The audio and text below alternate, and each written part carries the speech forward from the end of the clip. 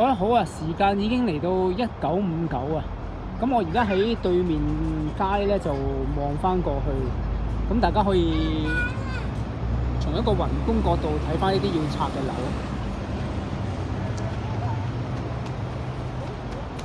咁就大家留意翻啦。頭先我由呢條街開始影起嘅，咁可以再望下周邊。啱啱我就喺麥當勞用膳完之後咧，再行到對面去拍攝而家呢段片段嘅。咁頭先係第一個街口啦，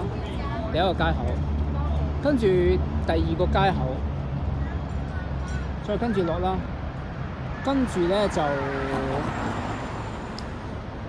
跟住嗰啲街口就冇影到啦。咁從一個宏觀角度可以睇翻啲建築物啦。